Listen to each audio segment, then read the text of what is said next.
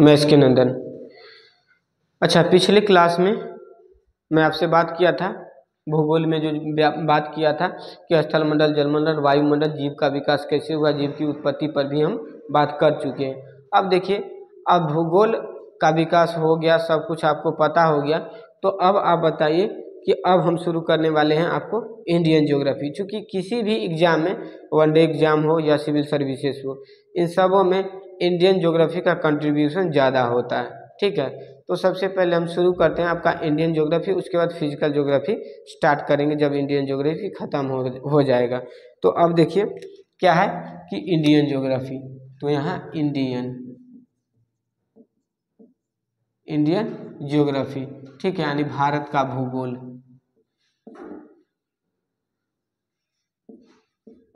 भारत का भूगोल,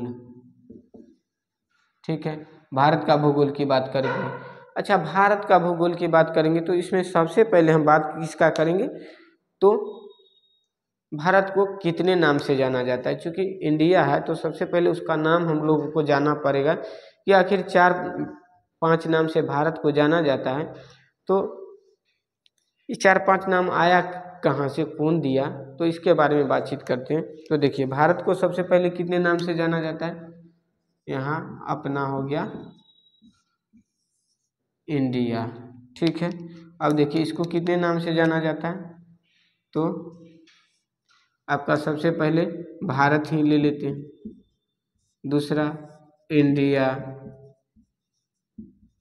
तीसरा किस नाम से जाना जाता है, आर्यावर्त, आर्यावर्त। चौथा किस नाम से जाना जाता है इसको, तो चौथा इसको किस नाम से जाना जाता है, हिंदुस्तान।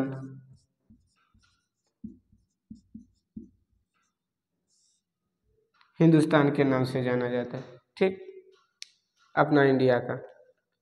अब देखिए, अब इंडिया, तो भारत जो है एक राजा था भारत में, भरत सम्राट था, ठीक है, भरत था, उसी के नाम पर क्या हुआ कि भारत का नाम पड़ा। तो राजा कौन था, सम्राट भरत के नाम पर, ठीक है, भारत। अच्छा, इंडिया कौन था, इंडिया कौन दिया इंडिया नाम, तो यूनानी शब्द दिया, यूनानियों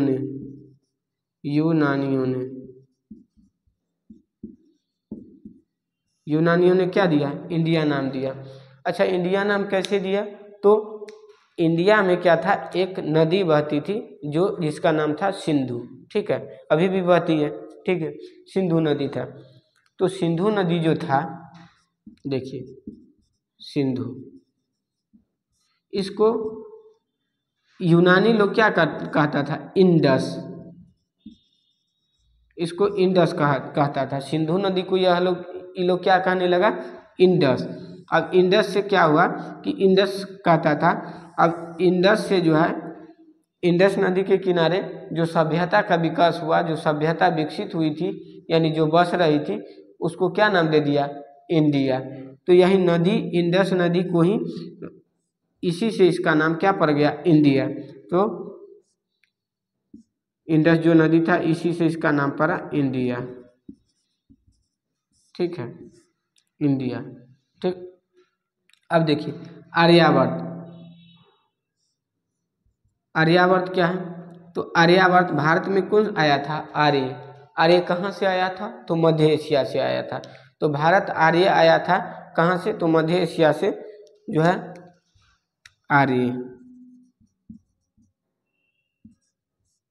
आर्यों के आगमन से,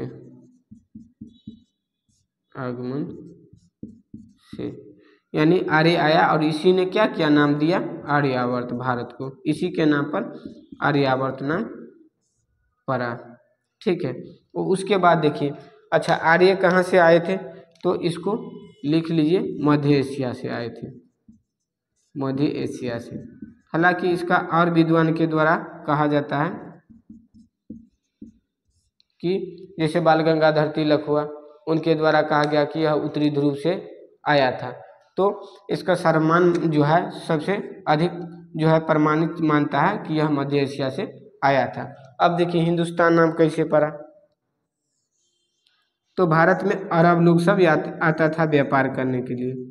अरब अरब मूल के निवासी भारत में जो है वो आते थे व्यापार करने के लिए। ठीक है, तो अरब वासी जो है जो यह भाषा बोलते हैं ह, जो है ना स जो बोलता है यह जब बोलता है तो स का उच्चारण क्या करता है, ह। देखिए स का उच्चारण जो है इसका ह करता है, ह। तो सिंधु को यह क्या कहता था, हिंदू कहता था। ये अरबवासी क्या कहता था, सिंधु नदी को क्या कहता था, हिंदू। ठीक है, और इसी सिंधु नदी के किनारे बसी सभ्यता को यह लोग क्या कर दिया, हिंदुस्तान कर दिया। तो अब देखिए यहीं से नाम क्या आ गया आपका, हिंदुस्तान।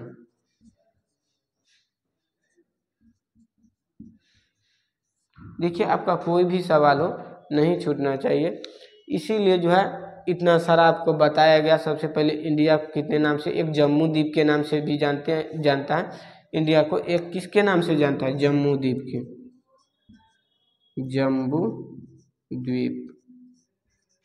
जम्बू द्वीप के नाम से भी जाना जाता है। जम्बू द्वीप पे भारत खंड जो आप पढ़ते हैं, जो सुनते हैं, उसमें इसका चर्चा किया गया है। तो अब देखिए किसके किसके नाम से जाना गया, भारत, इंडिया, आर्यावर्त, हिंदुस्तान और जम्बू द्वीप। ठीक, अब देखिए इसमें हम भारत के विस्तार की चर्चा करेंगे। सबसे पहले देखेंगे कि भारत हमारा जो है पड़ता कहाँ है पूरा मैप में, पूरा वर्ल्ड में। उसके बाद एशिया में भारत की स्थिति कहाँ पर है उसकी बात करते हैं।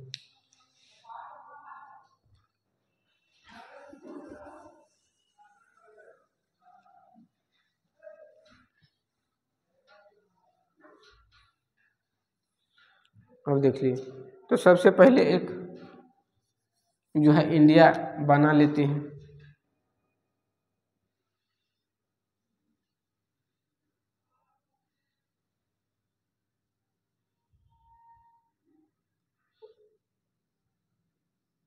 ये आपका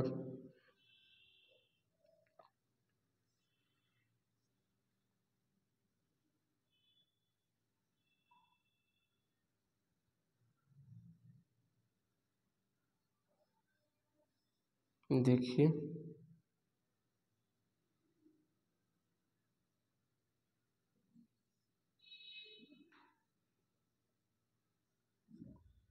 ये हो गया आपका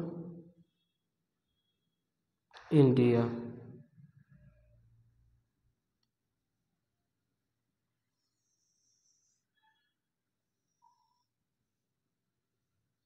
देखिए दोस्तों, यदि आप ज्योग्राफी पढ़ते हैं तो सबसे पहले आपको इंडिया का मैप बनाने आना चाहिए। ठीक है, और यदि आप सिविल सर्विसेज का तैयारी करते हैं, यूपीएससी और बीपीएससी, तो वहाँ आपको मेंस लिखने के लिए आता है। और मेंस में जब आप ज्योग्राफी सेक्शन में जाएंगे तो वहाँ आप जब आंसर करिएगा तो वहाँ आपको मैप बनाना जरूरी हो जाता है।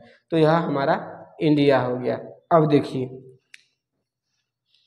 तो इंडिया है कहाँ, ठीक है, तो इंडिया है कहाँ, तो ग्लोब पर यदि आप देखिएगा तो ग्लोब का जो है एक वर्ल्ड में भी ड्रॉ कर लेते हैं।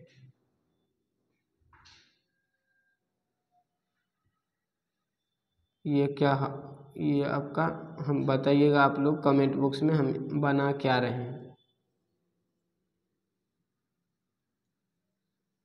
यदि आपको मैप पर पकड़ होगा, थोड़ा बहुत भी होगा, तो आप इसको कंसीडर कर लेंगे कि है क्या।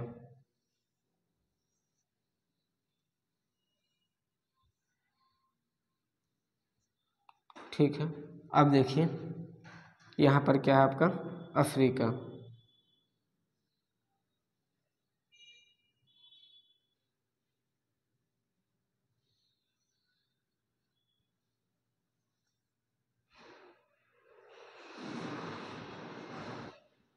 अफ्रीका ये वाला आपका मेडागास्कर।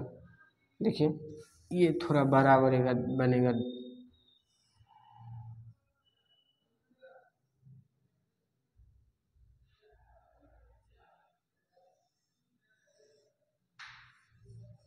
ये क्या हो गया आपका अफ्रीका। ठीक है, अब यहाँ से देख लीजिए, यहाँ से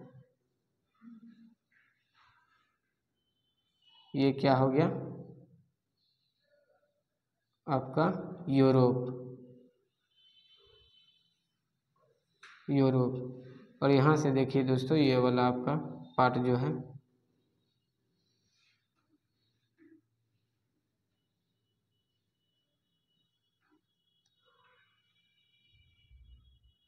और यहाँ से जो है इस तरह से आपको इंडिया हो गया।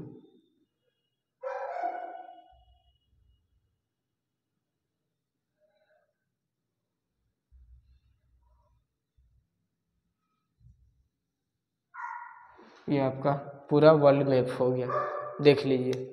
ठीक है, यहाँ पर भारत देखिए, भारत की स्थिति कहाँ है, तो यहाँ पे है, ये अपना भारत हुआ। तो भारत देखिए, सबसे पहले देखिए यहाँ पर क्या है, यहाँ पर देख लीजिए ये वाला पार्ट है इंग्लैंड का। ठीक है, ये वाला पार्ट है इंग्लैंड का। अब देखिए इंग्लैंड है, तो यहाँ से क्या किया कि यह लोग एक रेखा खींच दिया। ठीक है, जिसको 0 डिग्री कहते हैं, देशांतर रेखा। इधर से क्या कर दिया, इधर जो है सबको पश्चिमी वर्ल्ड बता दिया। ठीक है, पश्चिमी, और इधर क्या बताया, पूर्वी। चूँकि इंग्लैंड का ही जो है, यूनाइटेड किंगडम का ही सारा उपनिवेश था, सब जगह इसका ही अधिकार था, तो यह अपने अनुसार से सबका नाम रख दिया। ठीक है, तो इधर पूर्व का दिया और इधर क्या कर दिया, पश्चिम का दिया। ठीक है, तो अब बात आई कि भारत, अब यहाँ से देखिए इक्वेटर है, यहाँ पर क्या है आपका इक्वेटर है, इधर से गुजरेगा थोड़ा ऊपर से, तो ये आपका क्या है, इक्वेटर है। ठीक है, थोड़ा यहाँ बहुत नीचे हो गया, ऊपर होना चाहिए था। ठीक है, तो इक्वेटर हो गया। अब देखिए, तो अब आप बताइए, ग्लोब आपको बताते हैं, ग्लोब है, ये 0 डिग्री है, यानी इसको विषुवत रेखा कहा जाता है, विषुवत रेखा या भूमध्य रेखा भी कहा जाता है। यह क्या है आपका 23.5 डिग्री नॉर्थ है, यह क्या है आपका 23.5 डिग्री साउथ है, 23.5 डिग्री साउथ है। इसको क्या कहते हैं, मकर रेखा, और इसको क्या कहते हैं, कर्क रेखा कहते हैं। ठीक है, अब देखिए कर्क रेखा कहते हैं, अपना इंडिया कहाँ है, तो अपना इंडिया की स्थिति जो कर्क रेखा के बीचों बीच जो है, यहाँ मान लीजिए आपका इंडिया है, ये इंडिया है। तो कर्क रेखा भारत को क्या करती है, बीचों बीच से काटती है। ये आपका 0 डिग्री देशांतर रेखा है, जो ये वाला है, ये वाला 0 डिग्री देशांतर रेखा। तो अब देखिए, और ये वाला है आपका क्या, विषुवत रेखा। तो देखिए विषुवत रेखा क्या करता है कि पूरे ग्लोब को 2 गोलार्ध में बांटती है, 2 गोलार्ध में विषुवत रेखा बांटती है। तो ये हो गया आपका उत्तरी गोलार्ध, ठीक है, और यह वाला हो गया दक्षिणी गोलार्ध,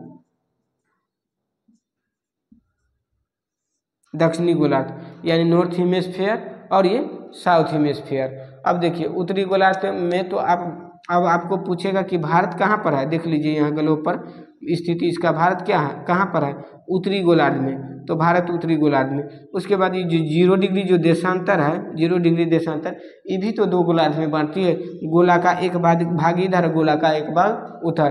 तो अब देख लीजिए, अगर विषुवत रेखा 2 भाग में बांटती है, तो ये क्या बोले हम, इधर वाला को पश्चिमी कह दिया, इधर वाला को पूर्वी, तो ये हो गया पश्चिमी गोलार्ध, और इधर वाला हो गया आपका पूर्वी गोलार्ध। तो अब भारत बताइए पूर्वी गोलार्ध में है और उत्तरी गोलार्ध में, यानी भारत का स्थिति क्या है, भारत है उत्तर पूर्वी गोलार्ध में, उत्तर पूर्वी में है, उत्तरी गोलार्ध में है लेकिन उत्तर पूर्वी गोलार्ध में है गोलार्ध। अब देखिए भारत क्या उत्तर पूर्वी गोलार्ध में स्थित है। तो आपको क्वेश्चन पूछेगा कि भारत कहाँ स्थित है पूरे वर्ल्ड मैप में, तो उत्तर पूर्वी गोलार्ध में स्थित है। ठीक है, अब देखिए तो आपको मैप आना चाहिए और ग्लोब पर स्थिति देखने आना चाहिए। मैं आपको बता दिया। और 0 डिग्री जो है इसको देशांतर रेखा कहते हैं, और ये वाला जो 0 डिग्री है इसको अक्षांश रेखा कहते हैं। जब मैं आपको अक्षांश और देशांतर बताऊंगा तो वहाँ इसकी चर्चा करूंगा। अब देख लीजिए, अब भारत की स्थिति क्या है पूरे वर्ल्ड में, कहाँ पे है? तो पूरे वर्ल्ड में है कहाँ पे? तो उत्तर पूर्वी गोलार्ध में। लेकिन आपको इसका स्थिति पूछेगा एशिया में, एशिया में। तो एशिया में भारत की स्थिति को देख लीजिए कहाँ पे है, यहाँ देख लीजिए एशिया में कहाँ है आपका, यहाँ से काटिएगा तो ये हो गया पश्चिमी, ये हो गया पूर्वी, और यहाँ से उत्तर, ये वाला पार्ट हो गया उत्तर, ये वाला दक्षिणी। तो भारत कहाँ है? दक्षिणी एशिया में है।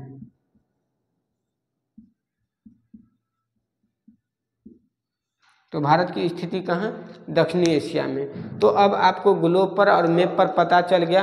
देखिए पूरा वर्ल्ड में भी भारत की स्थिति कहाँ है, यह बात आपको पता चल गया कि उत्तर पूर्वी गोलार्ध में है, ठीक है। और उसके बाद पूरा जो है आपका एशिया में भी आपको पता चल गया कि भारत की स्थिति कहाँ है, तो दक्षिणी गोलार्ध में जो आप देख रहे हैं, ठीक है। अब जो है इंडिया का जो है फिजिकल कैरेक्टर ऑफ इंडिया जो है उसकी बात करेंगे कि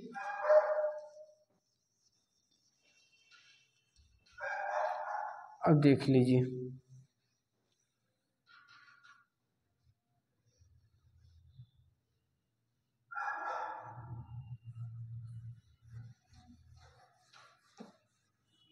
अब आपको अक्षांश और देशांतर के बारे में जो है अभी जो है बताए हैं थोड़ा बहुत, तो उसी की चर्चा कर लेते हैं, ठीक है। यहाँ देखिए दोस्तों, ये अपना इंडिया हो गया, और यहाँ पे है अंडमान निकोबार,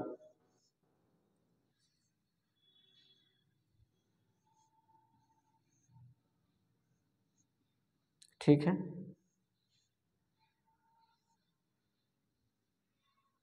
अंडमान निकोबार, ठीक है। अब देखिए अंडमान निकोबार है, तो अब यह क्या है? ग्रेट निकोबार, ठीक है। ग्रेट निकोबार है, यहाँ है 6 डिग्री 4 मिनट, ठीक है, अक्षांश। और यह क्या है? ये नॉर्थ सब होगा। अब क्यों नॉर्थ होगा अभी मैं आपको बता चुका हूँ, और एक बार और फिर बताऊंगा। ये वाला क्या? 8 डिग्री 4 मिनट नॉर्थ। अब ये वाला क्या है? 37 डिग्री 6 मिनट नॉर्थ। यह वाला क्या है? यहाँ जो है यहाँ 68 डिग्री 7 मिनट, ठीक है, ये ईस्ट होगा। अभी आप देखते जाइएगा सिर्फ। यह क्या है? 97 डिग्री 25 मिनट ईस्ट, ठीक है। अब देखिए, अब कहिएगा कि सर आप बताइए, आप इसको भी नॉर्थ लिख दिए हैं, यहाँ भी नॉर्थ लिखे हैं, और यहाँ भी नॉर्थ लिखे हैं, कैसे हो सकता है? उत्तर होगा तो यही होगा, यह दक्षिण होगा, और आप इसको ईस्ट लिखे हैं, आप इसको भी ईस्ट लिखे हैं। अगर कोई होगा तो यह भारत का पश्चिमी भाग है और यह भारत का पूर्वी भाग है। आप ऐसे कैसे लिख सकते हैं कि ईस्ट है और दोनों नॉर्थ है? तो साउथ और वेस्ट कहाँ चला गया? तो देखिए मैं आपको बताता हूँ ग्लोब पर, आइए। ग्लोब है आपका, यह क्या? 0 डिग्री विषुवत रेखा जो हम आपको बता चुके हैं। और यह क्या है कि आपका 0 डिग्री देशांतर रेखा, ठीक है, 0 डिग्री देशांतर रेखा है। अभी क्या है आपका? 23.5 डिग्री नॉर्थ, यह क्या है? 23.5 डिग्री साउथ, ठीक है। अब अपना इंडिया के बारे में मैं आपको क्या बताया था कि इंडिया है कहाँ? तो सर इंडिया यहाँ पर स्थित है, तो इंडिया यहाँ पर स्थित है। अब यह यहाँ पे देखिए, ये क्या उत्तरी गोलार्ध में है, तो उत्तरी गोलार्ध में है, तो इसका देखिए इंडिया का दक्षिणी छोर भी उत्तर में है और इंडिया का उत्तरी छोर भी नॉर्थ में है। तो इसीलिए हम यहाँ नॉर्थ लिखे 6 डिग्री 4 मिनट। क्यों 6 डिग्री 4 मिनट उत्तर में? चूँकि 0 से ऊपर ही होगा 6 डिग्री, है ना, तो 6 डिग्री 4 मिनट। अब देखिए, तो अब क्या है कि इंडिया का जो है ऊपर वाला भी नॉर्थ और साउथ वाला भी नॉर्थ, इसीलिए ग्लोब पर भारत की स्थिति को यहाँ दर्शाया गया है। ठीक है, तो अक्षांशीय दृष्टि की बात करेंगे तो अक्षांशीय विस्तार कहाँ से हो जाएगा, 8 डिग्री 4 मिनट नॉर्थ से 37 डिग्री 6 मिनट नॉर्थ तक हो जाएगा। अब कहिएगा ठीक है इसको तो हम समझ गए, लेकिन फिर आप यहाँ ईस्ट और वहाँ ईस्ट क्यों लिख दिए, तो देख लीजिए अभी ये क्या है 0 डिग्री, मैं आपको बताया था कि 0 डिग्री देशांतर रेखा भी ये क्या है देशांतर, लिख लीजिए देशांतर, ये वाला क्या है अक्षांश। अब अक्षांश रेखा भी 0 डिग्री दो भाग में जो है ग्लोब को बांटती है, दो गोलार्ध में, और यह क्या है कि देशांतर रेखा भी 0 डिग्री पूरे विश्व को दो गोलार्ध में बांटती है। तो अब यहाँ से देख लीजिए यह है पश्चिमी गोलार्ध, पश्चिमी, और यह क्या है पूर्वी। तो आप बताइए यह पश्चिमी है यह पूर्वी है, तो भारत की स्थिति कहाँ पे है, कौन गोलार्ध में, तो देख लीजिए यहाँ से पूर्वी गोलार्ध है, यानी भारत का जो है पश्चिमी बिंदु वह भी है, भारत का पश्चिमी बिंदु यह भी ईस्ट में ही है और पूर्वी बिंदु भी ईस्ट में ही है। तो हम क्या इसीलिए ना ईस्ट और यहाँ पर भी ईस्ट लिखे हैं, तो यह आपको समझ में आ गया गोलार्ध, यह भारत की पश्चिमी और पूर्वी उत्तरी और दक्षिणी समझ में आ गया, नॉर्थ का क्यों है और ईस्ट ही क्यों है। तो आप ऐसे याद रखिएगा कि जो है ऐसे याद रखिएगा, चूँकि भारत उत्तरी गोलार्ध में है, लिख ही लीजिए चूँकि भारत उत्तरी गोलार्ध में है, उत्तरी गोलार्ध में है, गोलार्ध में है। ठीक है, इसीलिए भारत से गुजरने वाली जितनी भी अक्षांश रेखा होगी उत्तरी अक्षांश रेखा कहलाएगी। इसीलिए भारत से गुजरने वाली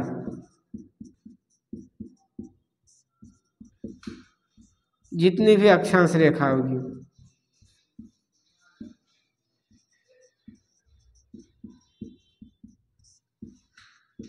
अक्षांश रेखा होगी उत्तरी अक्षांश रेखा कहलाएगी, उत्तरी अक्षांश कहलाएगी।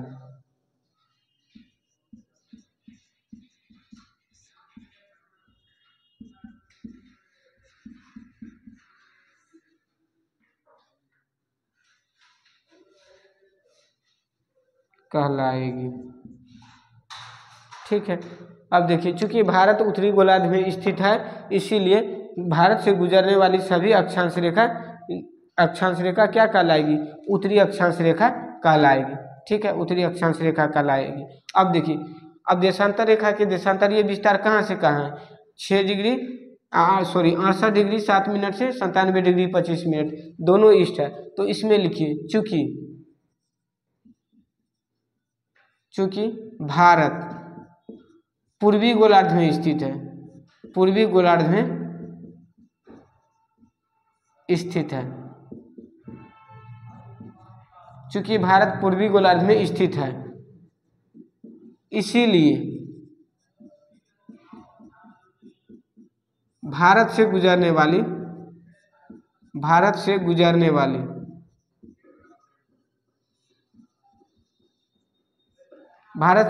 वाली सभी देशांतर रेखा पूर्वी देशांतर रेखा होगी, गुजरने वाली सभी देशांतर रेखा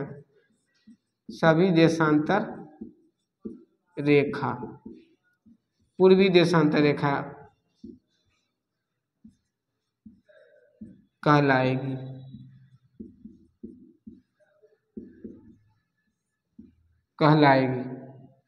ठीक है, इसको आप लिख लीजिए, तब आपको कोई कन्फ्यूजन नहीं होगा। और इसी तरह से इसको याद रखना जो है थोड़ा सा चुनौती होता है, तो आप इसको जो याद रखिएगा।